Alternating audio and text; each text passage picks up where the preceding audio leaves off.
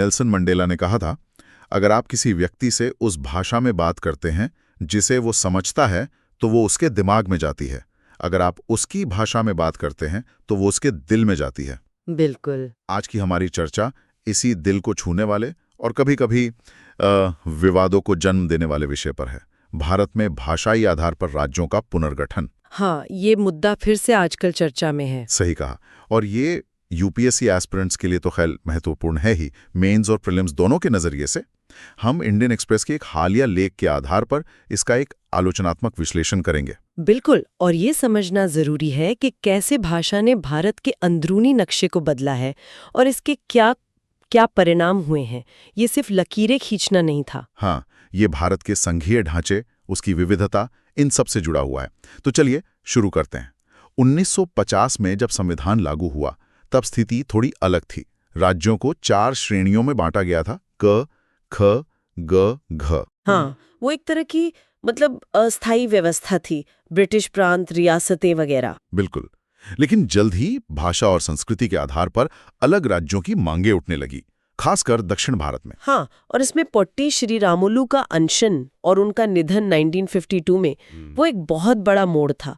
उसके दबाव में ही 1953 में पहला भाषाई राज्य बना आंध्र प्रदेश, मद्रास से अलग होकर। सरकार ने शुरू में थोड़ी हिचकिचाहट दिखाई थी इस पर। धर आयोग आया 1948 में, फिर जेवीपी समिति 1949 में। हाँ, जेवीपी यानी जवाहरलाल नेहरू, वल्लभ भाई पटेल और पट्टाभी सीतारमैया, इन दोनों ने ही कहा कि भाई अभी भाषा को आधार बनाना ठीक नहीं है, राष्ट्रीय एकता ज्यादा जरूरी है। लेकिन मांगे तो बढ़ती गई और फिर आया 1953 में फजल अली आयोग, मतलब राज्य पुनर्गठन आयोग, SRC। यहाँ से कहानी थोड़ी और दिलचस्प होती है। अच्छा, कैसे? शिक्षा, एडमिनिस्ट्रेटिव सहूलियत, आर्थिक वायबिलिटी, इन सब बातों का भी ध्यान रखना होगा, एक बैलेंस बनाने की कोशिश की। समझ गया। तो एक संतुलित रास्ता सुझाया गया और इसी आयोग की सिफारिशों पर 1956 का वो प्रसिद्ध राज्य पुनर्गठन अधिनियम बना। हाँ, जिसने भारत को 14 राज्यों और 6 केंद्र शासित प्रदेशों में बांटा। वो पुरानी क, ख, ग, घ श्रेणियां खत्म कर दी। और उसके बाद भी ये सिलसिला रुका नहीं। गुजरात, हरियाणा, हिमाचल और हाल में देखें तो छत्तीसगढ़, उत्तराखंड, झारखंड, तेलंगाना, कई राज्य बने। बिल्कुल, जरूरत के हिसाब से बनते रहे। तो अगर हम इसके नतीजों को देखें, फायदे क्या रहे? श्रोत लेख क्या कहते हैं इस बारे में?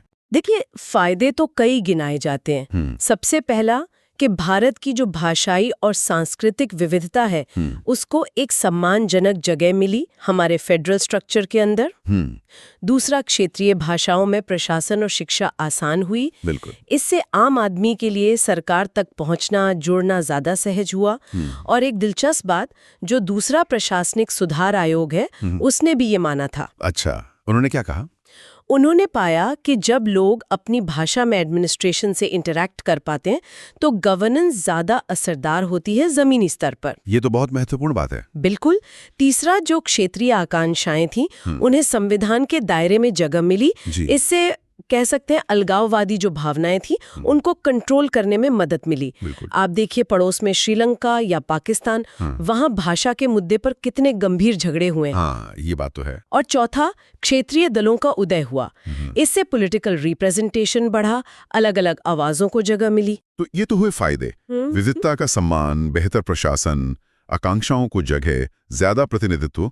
लेकिन सिक्के का दूसरा पहलू भी होता है। चिंताएं क्या रहीं? क्या नुकसान हुए? हाँ, चिंताएं भी हैं। पहली और सबसे बड़ी चिंता है कभी-कभी भाषा पर इतना ज्यादा जोर देने से उग्र क्षेत्रवाद बढ़ जाता है। भाषाई कट्टरता भी देखने को मिलती है।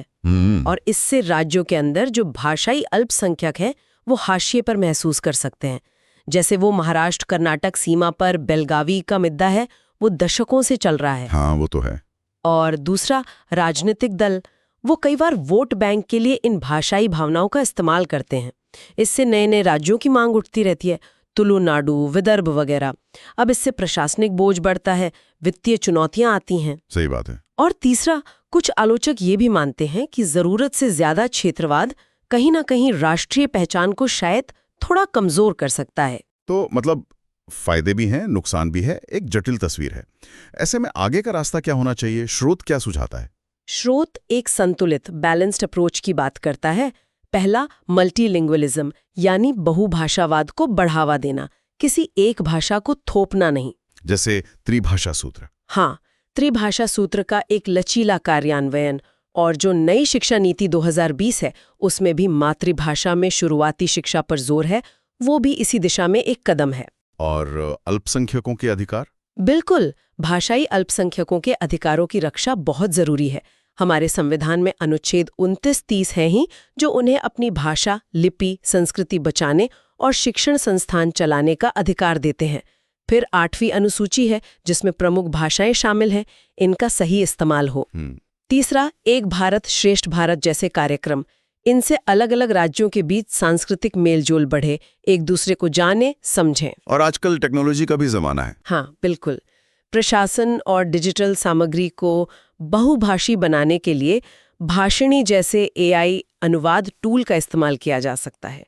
इससे कम्युनिकेशन गैप कम होगा। तो संक्षिप्त में कहें तो ये भाषाई राज्यों का पुनर्गठन एक लगातार चलने वाली प्रक्रिया है। इसमें हमेशा राष्ट्रीय एकता, क्षेत्रीय पहचान और प्रशासनिक सुविधा के बीच एक संतुलन साधना होगा। सही काम। और निष्कर्ष यही निकलता है, जैसा स्रोत भी इशारा करता है, कि भारत का भविष्य एक समावेशी, बहुभाषी संघवाद में है। भाषाएं जोड़ने का काम करे, तोड़ने का नहीं। बिल्कुल। और जाते जाते एक सवाल मन में आता है, क्या भविष्य में राज्यों के पुनर्गठन में भाषा के अलावा या शायद उससे भी ज्यादा विकास की जरूरतें, प्रशासनिक आसानी, आर्थिक व्यवहार्यता, क्या ये कारक ज्यादा महत्वपूर्ण हो जाएंगे? सोचने वाली बात है। बहुत ही विचारणीय प्रश्न है। तो अगर हमारे श्रोताओं को UPSC की तैयारी या सामान्य जानकारी के लिहाज से ये विश्लेषण उपयोगी लगा हो तो इसे लाइक करें, सब्सक्राइब करें, और अगर कोई सवाल या विचार हो तो नीचे कमेंट सेक्शन में जरूर बताएं।